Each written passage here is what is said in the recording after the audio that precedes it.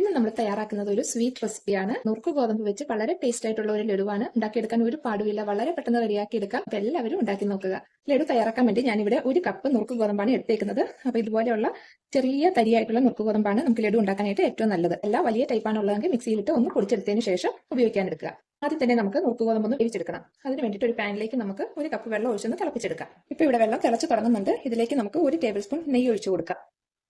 വെള്ളം നന്നായിട്ട് വെട്ടി തിളക്കട്ടെ. നന്നായിട്ട് വെട്ടി തിളച്ചിട്ട് വേണം നമുക്ക് ഇതിലേക്ക് നുറുക്ക് ഗോതമ്പ് ഇട്ട് കൊടുക്കാം. അല്പം ഉപ്പിട്ട് കൊടുക്കാം. അപ്പൊ ഉപ്പ് കൂടണ്ട, നമ്മുടെ ആ മധുരം ഒന്ന് ബാലൻസ് ചെയ്യാൻ വേണ്ടിയിട്ടാണ്. അപ്പൊ ഈ സമയത്ത് ഇട്ട് കൊടുക്കുവാണെങ്കിൽ ആ നുറുക്ക് ഗോതമ്പിനൊക്കെ ആ പാകത്തിനൊരു ഉപ്പ് പിടിച്ച് കിട്ടും. ഇപ്പൊ ഇവിടെ വെള്ളം നന്നായിട്ട് തിളക്കുന്നുണ്ട്. ഇനി നമുക്ക് നുറുക്ക് ഗോതമ്പ് ഇട്ട് നന്നായിട്ടൊന്ന് ഇളക്കി മിക്സ് ആക്കി എടുത്ത് വെക്കാം.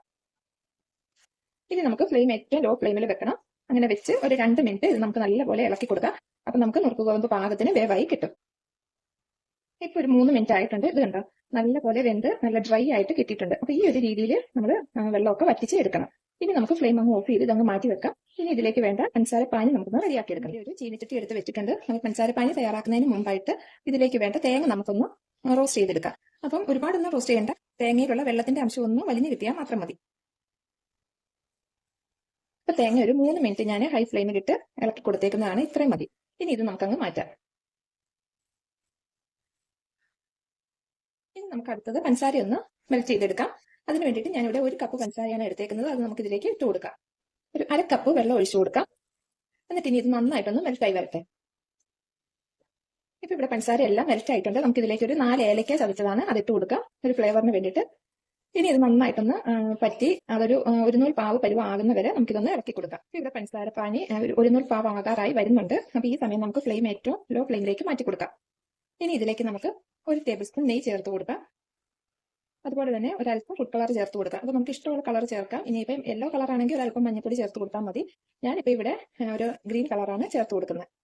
അപ്പൊ വളരെ കുറച്ച് മതി, ജസ്റ്റ് ഒന്ന് വേറൊരു കളർ കിട്ടാൻ വേണ്ടി മാത്രം. ഇനി ഇതിലേക്ക് നമ്മൾ എടുത്തു വെച്ചിരിക്കുന്ന തേങ്ങാപ്പീരും കൂടി ചേർത്ത് കൊടുക്കാം. ഒരു 2 മിനിറ്റ് ഇതുപോലെ ഒന്ന് ഇളക്കി കൊടുക്കാം. എന്നിട്ട് വേണം ഫ്ലെയിം ഓഫ് ചെയ്യാനായിട്ട്. ഓഫ് ചെയ്യാം. ഇത് നമ്മൾ വേവിച്ച് വെച്ചിരിക്കുന്ന നുറുക്ക് ഗോതമ്പിലേക്ക് ചേർത്ത് നന്നായിട്ട് നമുക്കിതൊന്ന് ഇളക്കി മിക്സ് ആക്കി എടുക്കണം. ഇപ്പൊ ഇവിടെ നമ്മൾ നന്നായിട്ട് മിക്സ് ആക്കി എടുത്തിട്ടുണ്ട്. ഇനി നമുക്ക് ഫ്ലെയിം ഓൺ ആക്കി ഒരു ഹൈ ഫ്ലെയിമിൽ ഒരു 2-3 മിനിറ്റ് ഒന്ന് വെച്ചത് നല്ലപോലെ ഇളക്കി കൊടുക്കാം. അപ്പൊ അത് നല്ലപോലെ ഡ്രൈ ആയി നമുക്ക് കിട്ടും. അതിനുശേഷം നല്ലപോലെ തട്ടിപ്പൊത്തി ഒരു 10 മിനിറ്റ് അടച്ചു വെക്കാം. എന്നിട്ട് വേണം നമുക്ക് ലഡു തയ്യാറാക്കി എടുക്കാൻ.